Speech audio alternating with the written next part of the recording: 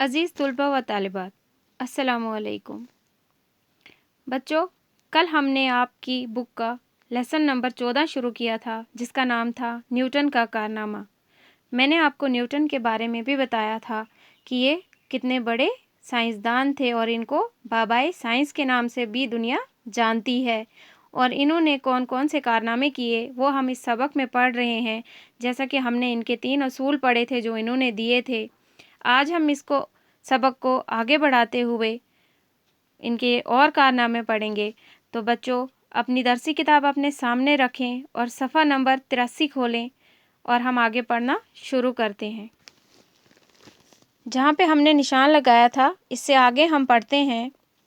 Newton نے ریاضی کے علم میں کچھ نئے اضافے کیے جن سے آج سبھی علوم مستفید ہو رہے ہیں، کیونکہ نئی حدوں کو چھونے کے بعد ریاضی کا اطلاق نہ صرف زیادہ وسیع قسم کے مسائل پر ہونا ممکن ہو گیا بلکہ مختصر فارموں نے لمبے چوڑے عربوں کی جگہ لے لی۔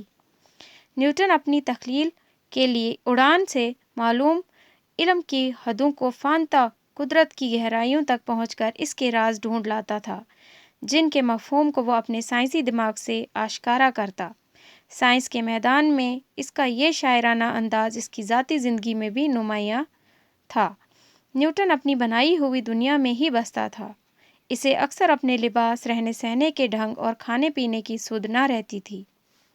ریاضی کی مشقوں سے نیوٹن کا بنیادی مقصد اپنا جی بہلاوا تھا۔ وہ سائنس کے تجربے محض اپنی تسکین کے لیے کرتا تھا۔ اسے اپنی دریافت اور ایجاد شائع کرنے کا شوق نہ تھا۔ اس نے اپنے دوستوں سے کہا، میں کچھ بھی شائع نہیں کروں گا کیونکہ اس سے جانکاروں کی تعداد میں اضافہ ہوتا۔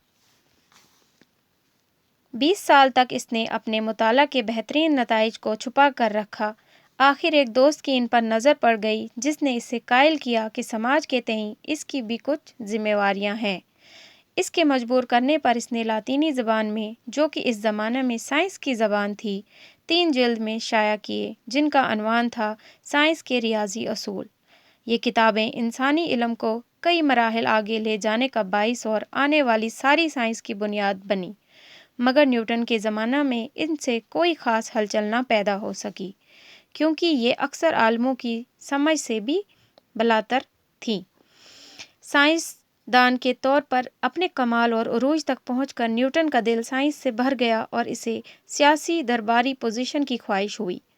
اس نے جیمز دوئم کی حکومت کی مخالفت کی اور اس کی حکومت کے خاتمے اور ولیم میری کی تخت نشینی کے بعد نیا دستور بنانے والی کنونشن کا ممبر بنا، مگر بادشاہ نیوٹن کی سیاسی قابلیت سے متاثر نہ ہوا اور اسے محض ایک فلسفی ہی سمجھتا رہا۔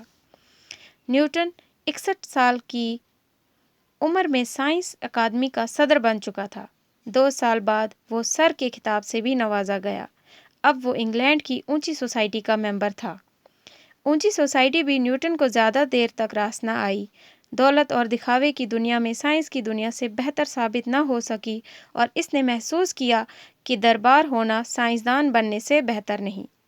آخری عمر میں نیوٹن اپنی تجربہ گاہ پر واپس چلا گیا، اس دنیا میں جو اس نے اپنے لیے بسائی تھی اور جہاں سے اس نے وقتی طور پر فرار حاصل کیا تھا۔ اس نے 85 سال کی عمر میں اس جہاں سے کوچ کیا۔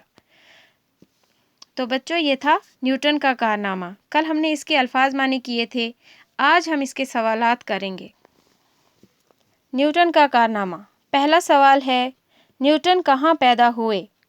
اس کا جواب ہے، نیوٹن انگلینڈ کے ایک چھوٹے سے گاؤں میں پیدا ہوئے۔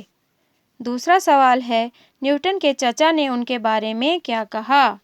اس کا جواب ہے، نیوٹن کے چچا نے اس سے کہا کہ تم آوارہ گرد بنو گے یا ذہین ترین انسان۔ تیسرا سوال ہے، 27 سال کی عمر میں نیوٹن کیا بن گیا؟ اس کا جواب ہے، 27 سال کی عمر میں نیوٹن ریاضی کا مکمل پروفیسر بن گیا۔ چوتھا سوال ہے، نیوٹن کا تیسرا اصول کیا ہے؟